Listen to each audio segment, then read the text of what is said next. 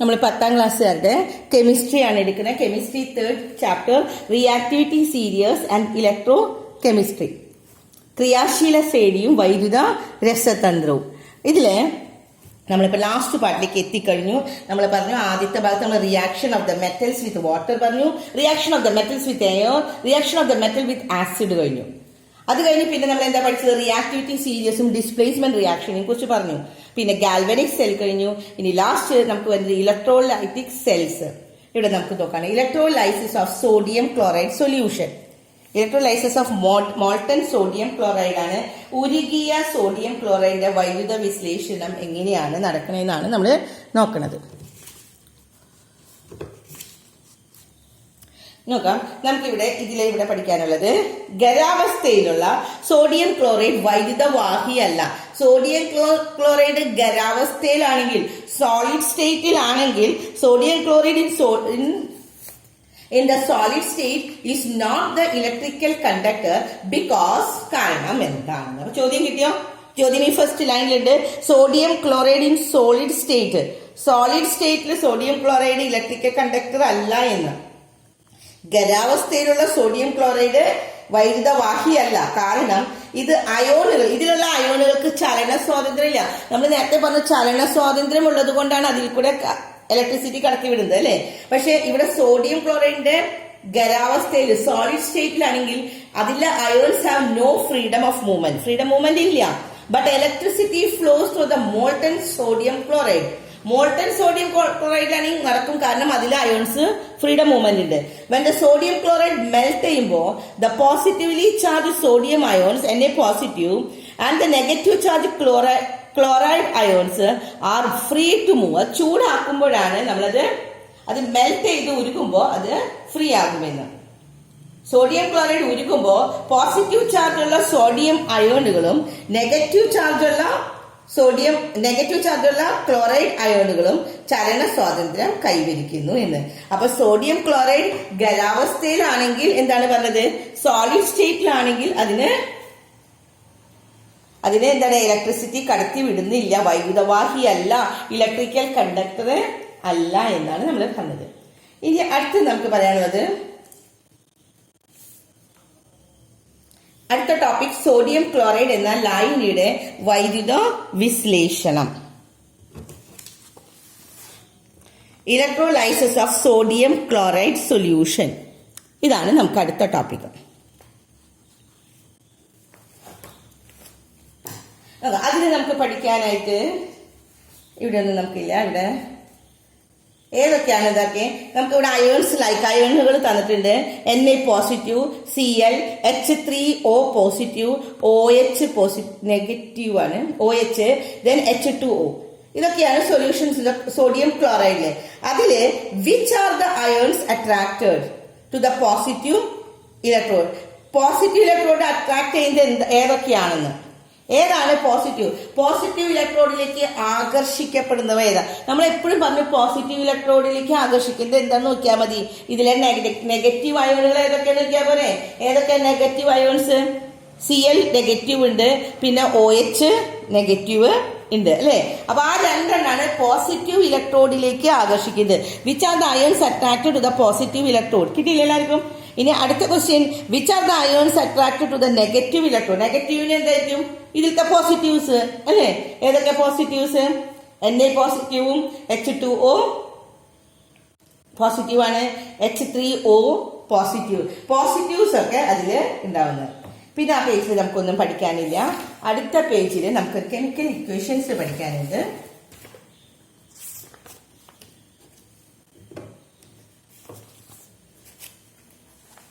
ഇലക്ട്രോഡുകള്, രാസമാറ്റം, അതിന്റെ ഉൽപ്പന്നങ്ങൾ ഏതൊക്കെയാന്ന് നമുക്ക് നോക്കാം.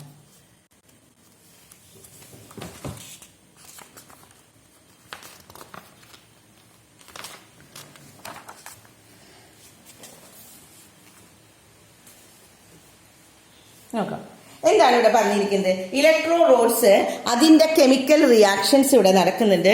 കെമിക്കൽ ചേഞ്ച് എന്തൊക്കെയാണ്, അതിന്റെ പ്രോഡക്ട്സ് എന്താണ്, അത് നോക്കി വെക്കാം കേട്ടോ. ആനോഡും കാത്തോഡും എഴുതാനായിട്ട് നമുക്ക് കിട്ടണം. എന്താണ് ആനോഡിലെ കെമിക്കൽ ചേഞ്ചസ് എന്താണ്, അതിന്റെ പ്രോഡക്റ്റ് എന്താണെന്നും അത് നമ്മൾ പഠിക്കുകയാണ്. എന്താണ് ആനോഡിൽ 2H അല്ല സോറി 2Cl നെഗറ്റീവ് ആണ്. അത് എന്തായി മാറും? ക്ലോറിന്റെ Cl2 പ്ലസ് 2 ഇലക്ട്രോൺസ് വിട്ടുകൊടുക്കാണ്, നെഗറ്റീവ് ആണ് അല്ലേ. അതിന്റെ പ്രോഡക്റ്റ് കിട്ടുന്നത് ക്ലോറിൻ വാതകമാണ് കിട്ടുന്നത്, ക്ലോറിൻ ഗ്യാസ് കിട്ടുന്നു. ഇനി കാത്തോഡിൽ നമ്മൾ എന്താ പറയുന്നത്? 2H2O പ്ലസ് 2 ഇലക്ട്രോൺസ് വിട്ടുകൊടുക്കാണ്, നെഗറ്റീവ് ആണ്. അപ്പോൾ H2 പ്ലസ് 2HO നെഗറ്റീവ് ആണ് വരുന്നത്. അവിടെ എന്താണ് ഇവിടെ കിട്ടുന്നത്? H2 ആണ് അല്ലെ, ഹൈഡ്രജൻ ഗ്യാസ് ആണ് നിൽക്കുന്നത്. നമുക്ക് ഇവിടെ ഈ റൂൾസ് കുറച്ച് പഠിക്കാനുണ്ട് കേട്ടോ.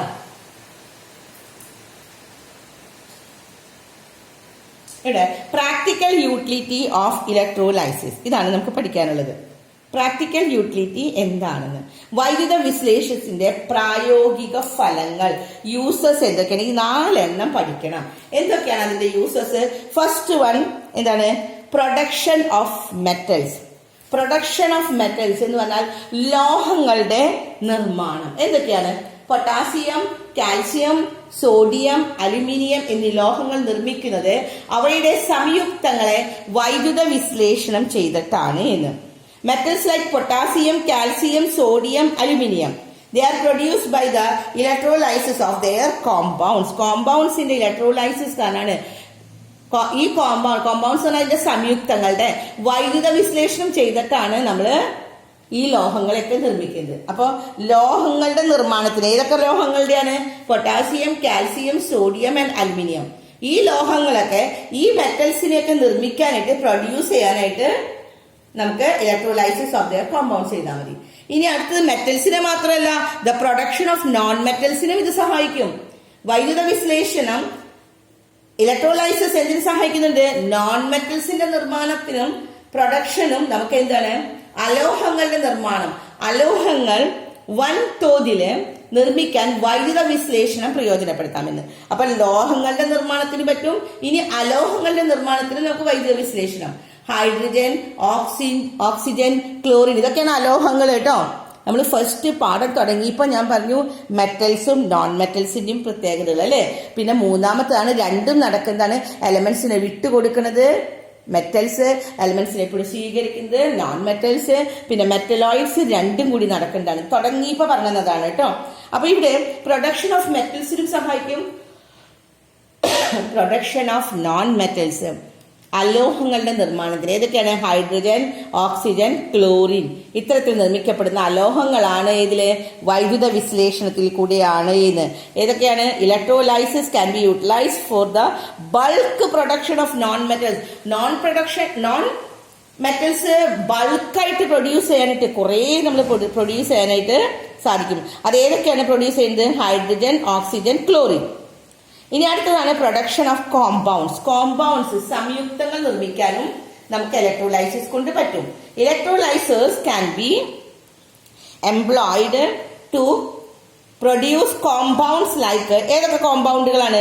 Sodium hydroxide, potassium hydroxide etcetera. Sodium hydroxide, potassium hydroxide തുടങ്ങിയ സംയുക്തങ്ങൾ നിർമ്മിക്കുന്നതിന് വൈദ്യുത വിശ്ലേഷണം പ്രയോജനപ്പെടുത്തണം. അടുത്ത ലോഹശുദ്ധീകരണം. കോപ്പർ, സ്വർണം മുതലായ ലോഹങ്ങളുടെ ശുദ്ധീകരണത്തിന് വൈദ്യുത വിശ്ലേഷണത്തിന് അടിസ്ഥാനം. നമ്മൾ കോപ്പർ, സ്വർണ്ണമൊക്കെ ശുദ്ധീകരിക്കാൻ വൈദ്യുത വിശ്ലേഷണമാണെന്ന്. Refining of the metals. The metals such as copper, gold etcetera is refined by the electrolysis. അപ്പൊ ഇലക്ട്രോലൈസിന്റെ 4 പ്രായോഗിക ഫലങ്ങള്, പ്രാക്ടിക്കൽ യൂസസ് ആണ്. ഫസ്റ്റ് വൺ എല്ലാവർക്കും അറിയാം എന്താണ്? The production of the metals ആണ്. പിന്നത്തെ the productions of non metals. പിന്നത്തെ the production of compounds, refining metals. ഇനി മലയാളം മീഡിയത്തിൽ നോക്കാം. ഒന്നാമത്തെ ലോഹങ്ങളുടെ നിർമ്മാണം, അലോഹങ്ങളുടെ നിർമ്മാണം, പിന്നെന്താണ്? സംയുക്തങ്ങളുടെ നിർമ്മാണം, പിന്നെ ലോഹ ശുദ്ധീകരണത്തിന്, കോപ്പർ ഗോൾഡിന്റെ ശുദ്ധീകരണത്തിന്. ഇനി നമ്മുടെ ലാസ്റ്റ് ടോപ്പിക്കാണ് electro plating.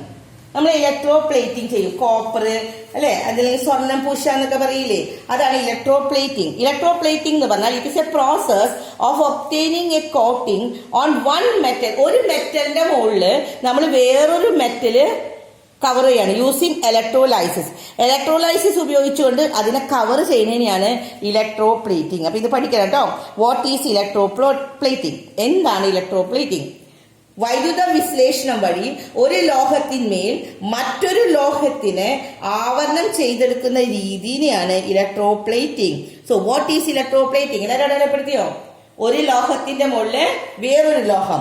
The process of obtaining coating of one metal over the another metal. നമ്മളൊരു തിൻ കോട്ടിംഗ് ആയിട്ട് കൊടുക്കും എന്നാണ് പറഞ്ഞത്. ഇനി നമുക്ക് അവിടെ ആ പേജിലൊന്നും പഠിക്കാനില്ല.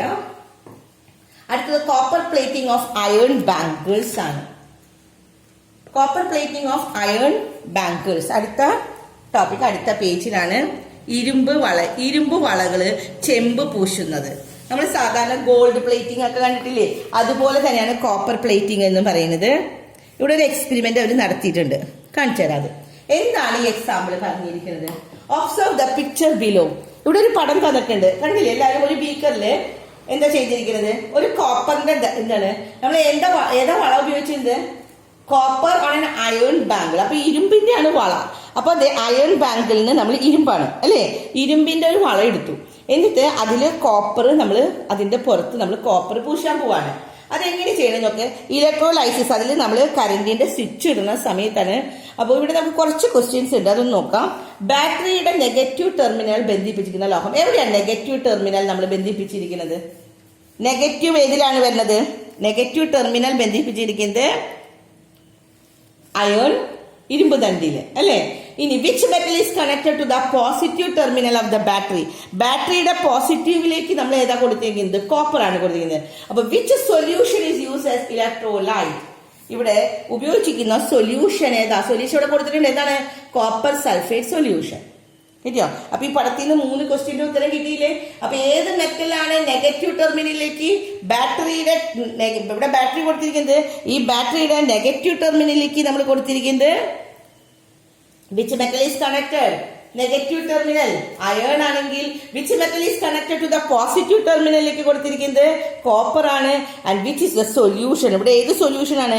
ഏതാ ലൈനിയുടെ കോപ്പർ റോഡിലും അയൺ ബാങ്കിലും ഇട്ട് വെച്ചിരിക്കുന്ന ആ ലൈനിയാണ് കോപ്പർ സൾഫേറ്റ് സൊല്യൂഷൻ അല്ലെ, കോപ്പർ സൾഫേറ്റ് ലൈനി. ഇവിടെ എന്താണ് നടക്കുന്നത്? ഈ കോപ്പർ അയോൺസിന് എന്ത് സംഭവിക്കുന്നു? ഓക്സിഡേഷൻ ആണോ റിഡക്ഷൻ ആണോ ഉണ്ടാവുന്നത്? കോപ്പർ ഇങ്ങോട്ട് പോയി ഇതിൽ കവർ ചെയ്യണം അല്ലെ, ഇരുമ്പിന്. അപ്പൊ കോപ്പറിന് നമ്മൾ എന്താ ഉണ്ടാക്കുന്നത്? കൊടുക്കണം ചെയ്യുന്നത് അല്ലെ. അപ്പൊ ഇവിടെ എന്താ സംഭവിക്കുന്നത്? അതിന് റിഡക്ഷൻ ആണ് പ്രോസസ്സ് നടക്കുന്നത്. What happen to the copper ions? Copper അയൺസിന് എന്താ സംഭവിക്കുന്നത്? കോപ്പറിന്റെ 2+ അയണിനെ കൊടുത്ത് അയൺ ബാങ്കിൾസിലേക്ക് പോവല്ലേ ചെയ്യുന്നത്. 2 ഇലക്ട്രോൺസിനെ വിട്ടു കൊടുക്കാണ്. അപ്പൊ ഇവിടെ നടക്കുന്ന പ്രവൃത്തി ഏതാണ്? റിഡക്ഷൻ ആണ് നമുക്ക് നടക്കുന്നത്. പിന്നെ നമുക്ക് അടുത്ത പേജിൽ നമുക്ക് ഇനി കുറച്ച് പഠിക്കാനുണ്ട്. ലാസ്റ്റ് പേജായി നമ്മുടെ പാഠം അവസാനിക്കുകയാണ്. ലാസ്റ്റ് പേജിൽ നമ്മൾ വെള്ളിയുടെ ആഭരണങ്ങളും സ്വർണത്തിന്റെ ആഭരണങ്ങളൊക്കെ എങ്ങനെയാണ് പ്ലേറ്റിംഗ് ചെയ്യുന്നത്?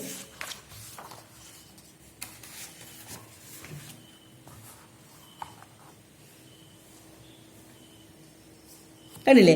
The metals to be covered. ഏത് മെറ്റൽസ് ആണ് ഇവിടെ കവർ ചെയ്യേണ്ടത് എന്ന് നോക്കാം. ഇവിടെ metals to be covered silver ആണ്. സിൽവറും കൊടുത്തിട്ടുണ്ട്, ഗോൾഡ് കവറിങ്, സിൽവർ കവറിങ് ഒക്കെ നമ്മൾ കണ്ടിട്ടുണ്ട്. സാധാരണ കോപ്പർ കവറിങ് പറഞ്ഞു കഴിഞ്ഞു. ഇനിയിപ്പോ ഗോൾഡും സിൽവറും എങ്ങനെയാണെന്ന്.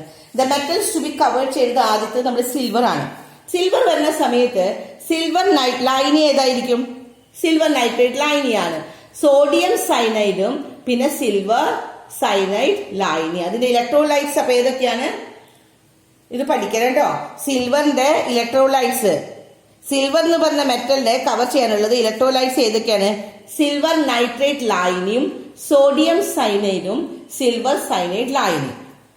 Silver nitrate solution, sodium cyanide, silver cyanide solution. ഇനി ഗോൾഡ് കവറിങ് ചെയ്യാനാണ്. ഗോൾഡിനാണെങ്കിൽ നമ്മൾ എന്താ ചെയ്യാ? ഗോൾഡിലെ സോഡിയം സൈനൈഡും ഗോൾഡ് സൈനൈഡ് സൊല്യൂഷൻ. ഇതൊക്കെയാണ് sodium cyanide and gold cyanide ലൈനി. ഇത് രണ്ടും പഠിക്കാട്ടോ. സിൽവറും ഗോൾഡിലും രണ്ട് മെറ്റൽസിനും സിൽവറിൽ ഏതൊക്കെ ഇലക്ട്രോലൈറ്റ് ആണുള്ളത്, സ്വർണത്തിലും അതേപോലെ തന്നെ ഗോൾഡിൽ ഏതൊക്കെയാണ് ഇലക്ട്രോലൈറ്റ്സ് ഉള്ളത്. ഇത് രണ്ടും പഠിക്കണം. ഇനി നമ്മളോട് ഒരു ക്വസ്റ്റ്യനോട് തന്നിട്ടുണ്ട്. See some more example. വേറെയും ഇലക്ട്രോപ്ലേറ്റിംഗിന് കുറെ എക്സാമ്പിൾ ഉണ്ട്. ഇപ്പൊ നമ്മൾ പറഞ്ഞു ഇരുമ്പ് വളയില് കോപ്പർ അല്ലെ, ഇരുമ്പ് വളയില് ചെമ്പ് കോപ്പർ നമ്മൾ കവറിങ് പറഞ്ഞത് ആദ്യത്തെ എക്സാമ്പിൾ പറഞ്ഞു. പിന്നെ ഇപ്പൊ പറഞ്ഞു വെള്ളി പ്ലേറ്റിംഗ് ചെയ്യും. പിന്നെ എന്ത് ചെയ്യും, സ്വർണം പ്ലേറ്റിംഗ് പറഞ്ഞു. ഇനി സം എക്സാമ്പിൾസ്, വേറെ കുറച്ച് എക്സാമ്പിൾസും കൂടി തന്നിട്ടുണ്ട്. ഏതൊക്കെയാന്ന് നോക്കാം. See some of the examples for the electro പ്ലേറ്റിംഗിനുള്ള കുറച്ച് എക്സാമ്പിൾസ് ആണ്. വൈദ്യുത ലേപനത്തിന്റെ ചില ഉദാഹരണങ്ങൾ. അതിനു മുമ്പ് ഇതും കൂടി ഒന്ന് പഠിക്കണം കേട്ടോ. വൈദ്യുത, അത് ഇംഗ്ലീഷ് മീഡിയത്തിന്റെ ഇല്ല, അവിടെ നിങ്ങൾ പഠിക്കണം. വൈദ്യുത ലേപനം ചെയ്യുമ്പോൾ ആവരണം ചെയ്യാൻ ഉപയോഗിക്കുന്ന ലോഹം ഏതാണോ ആ ലോഹത്തിന്റെ ലവണലായനിയാണ് നമ്മൾ ഇലക്ട്രോലൈറ്റ് ആയിട്ട് ഉപയോഗിക്കുന്നത്. ഏത് ലോഹമാണോ, ഇംഗ്ലീഷ് മീഡിയക്കാരുടെ ഈ പേജിലുണ്ട്. അതിന്റെ തൊട്ട് മുമ്പത്തേൽ നമ്മൾ അവസാനം നമ്മൾ കണ്ടില്ല, നോക്കട്ടെ.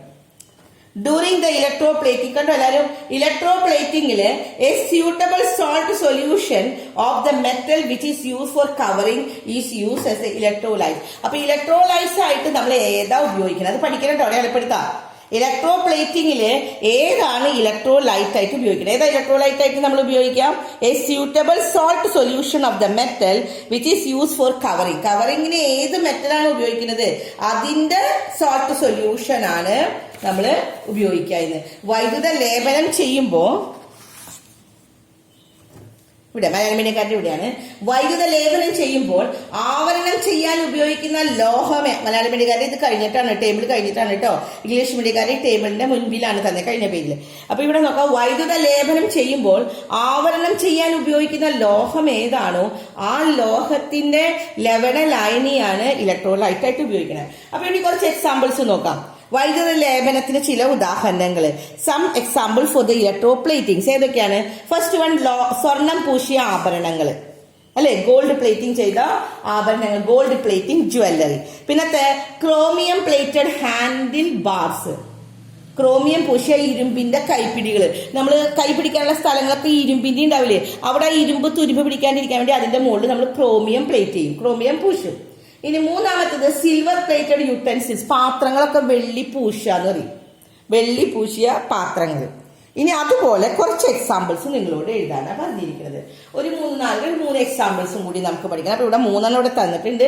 ഇനി ഒരു 3 കൂടി പറഞ്ഞത് ഏതൊക്കെയാണ്? ഒന്നാമത്തത് tin coating food container. Food കണ്ടെയ്നറിലൊക്കെ ഭക്ഷണത്തിന്റെ പാത്രങ്ങളൊക്കെ ഉണ്ടാവില്ലേ, ഭക്ഷണങ്ങള് നമ്മൾ ഫുഡ്സ് ഒക്കെ ടിന്നുകൾ ഉണ്ടാവില്ലേ, ഓരോ ടിന്നിലുകളിലൊക്കെ നമ്മൾ ഫാസ്റ്റ് ഫുഡ്സ് ഒക്കെ വരുന്നത്. അപ്പൊ ഈ ഫാസ്റ്റ് ഫുഡുകൾ കണ്ടെയ്ൻ ചെയ്യുന്ന ടിൻ കോട്ടിംഗ്. പിന്നെ nickel coating in the decorative items, അലങ്കാര വസ്തുക്കൾ ഡെക്കറേറ്റിംഗ് ചെയ്യുന്നിടത്തൊക്കെ. അതുപോലെ കാറുകളിലൊക്കെ നിക്കൽ കോട്ടിംഗ്. രണ്ടാമത്തെ കിട്ടി nickel coating in the decorative items and car extra, കാറുകള് അല്ലെങ്കിൽ അലങ്കാര വസ്തുക്കൾ അതിലൊക്കെ നിക്കലിന്റെ കോട്ടിംഗ് കൊടുക്കുന്നത്. പിന്നെ അടുത്തത് zinc coating in the industries in the machinery part. Machinery പാർട്ടുകളിലൊക്കെ ഇൻഡസ്ട്രികളിലെ കമ്പനികളിലൊക്കെ വലിയ വലിയ മെഷീനറികൾക്ക് നമ്മൾ എന്ത് ചെയ്യും, സിങ്കിന്റെ കോട്ടിംഗ് കൊടുക്കും, അത് ചീത്തയാവാതിരിക്കാൻ. അപ്പൊ ഇതൊക്കെ ഇലക്ട്രോ പ്ലേറ്റിംഗിന് എക്സാമ്പിൾസ് ആണ് ഇത്. അപ്പൊ നമ്മുടെ ഇവിടെ പാഠം നമ്മൾ അവസാനിക്കുകയാണ്. നമ്മുടെ 3rd ചാപ്റ്റർ ആണ് reactivity, serious and electro chemistry എന്നുള്ള പാഠം. 3ാമത്തെ ചാപ്റ്റർ ഇവിടെ അവസാനിച്ചു. ഇനി 4ാമത്തെ ചാപ്റ്റർ നമുക്ക് അടുത്ത വീഡിയോയിൽ പറഞ്ഞുതരാം.